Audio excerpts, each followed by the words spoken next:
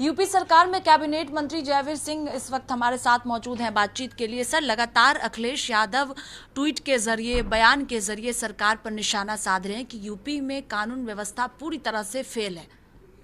आपको क्या लगता है, उत्तर प्रदेश की जनता को जो महसूस हो वो हम स्वीकार करते हैं।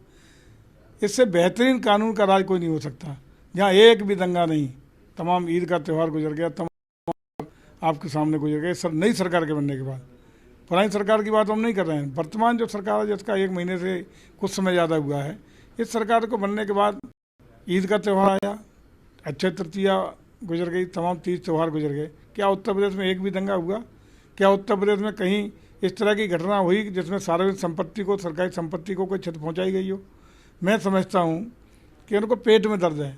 पेट में दर्द ये है कि उत्तर प्रदेश में जिस तरीके से आम लोगों को न्याय मिल रहा है, आम लोगों को कानून का राज मिल रहा है, आम लोगों को विकास की किरणें पहुंच रही हैं, और निश्चित रूप से एक सबसे बड़ा दर्द इनके पेट में ये है कि इनके पालतू भूमाफिया थे, पालतू अपराधी थे, पालतू बड़े बड़े माफिया ने जो पाल रखे थे, उनके गरीबों की संपत्तियों पर किए हुए कब्जे को बुलडोजर के द्वारा, कानून के द्वारा हटाने का काम किया जा रहा है। उन पर संपत्तियों को, उन जमीनों को गरीबों के लिए बांटने का काम जिस तरह योगी सरकार ने किया है, उससे निश्चित रूप से बौखलाए हुए हैं। उसी का सब परिणाम है। उल जलूल बातें ये सरकार के प्रति कर रहे हैं। आप लोग लगातार सरकार के कामकाज को बता रहे हैं कि 1 महीने के दौरान जो टारगेट दिया गया उसे किस तरह से पूरा किया जा रहा है, लेकिन दूसरी तरफ अखिलेश यादव ने प्रेस कॉन्फ्रेंस करके कहा कि समाजवादी पार्टी के कामों को भी अभी भाजपा सरकार पूरा नहीं कर पाई है।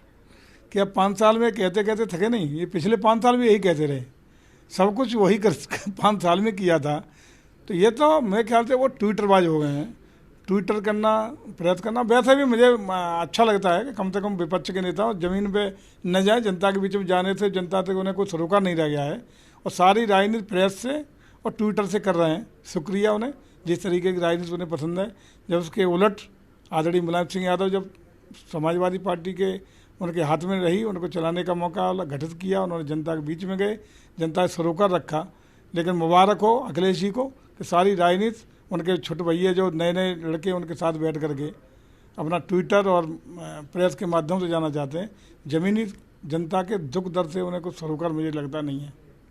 सर, इसके साथ ही जिस तरह से यूपी में पुलिस व्यवस्था पर सरकार लगातार सवाल उठने लगे हैं, चंदौली और ललितपुर जैसे घटनाएं भी सामने आई है, इस तरह की घटनाओं को सरकार कैसे कंट्रोल आने वाले दिनों पर करेगी? क्या बुलडोज़र की भी बात आ रही है कि अखिलेश यादव ने ये भी कहा कि क्या ललितपुर के थाने पर भी जो है सरकार बुलडोज़र चलवाएगी? इस सरकार में क्या हमारे सरकारी अधिकारी गलती करें, या जनता का कोई माफिया गलती करे, या जो भी गुनहगार है उसको किसी कीमत पर बख्शा नहीं जाएगा। सरकार का कोई संरक्षण किसी भी अपराधी को नहीं हो सकता, चाहे वो सरकारी अपराधी हो या गैर सरकारी अपराधी हो, समाज का विरोधी हो या हमारी सरकारी सेवा नौकरी करते हुए कोई बड़ा से बड़ा अधिकारी या जनता के साथ अत्याचार और जुल्म ज्यादती करता है, तो कहीं भी किसी भी वांछित अपराधी को हम लोगों ने बख्शने का काम नहीं किया है। न्याय मिलेगा, कानून का राज है, कानून अपना काम करेगा। सर, आखिरी सवाल कि शिवपाल यादव को लेकर लगातार चर्चाएं हो रही थी कि बीजेपी में जा सकते हैं, लेकिन अब शिवपाल यादव ने कह दिया है कि वो अपनी पार्टी को मजबूत करेंगे, तो क्या बीजेपी में आने का रास्ता बंद हो गया है? बीजेपी नहीं ले रही है?